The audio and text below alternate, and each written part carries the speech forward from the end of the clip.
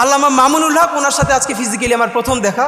ওনাকে দেখে আমার যেই স্মৃতিটা মনে পড়ছে, ওনারও মনে আছে কিনা জানি না, কয়েক বছর আগেও মনে হয় 2 বছর আগে ওনাকে যখন জেলে নিয়ে আসলো, উনি জেলের যে জেলখানার যে গাড়ি, তো ওনার মাদ্রাসার জামিয়া রহমানিয়ার বেশ কিছু ছেলেরা খুব ভোরে সম্ভবত বোখারি শরীফ বুকে নিয়ে ওখানে লাইনে দাঁড়িয়েছিলেন, তারা তাদের উস্তাদের কাছে বোখারির সবক নিতে চান। তো উনি সেই জেলের গাড়ির মধ্য থেকে বলছেন, এই পড়া ছাড়বা না, এইভাবে পড়বা।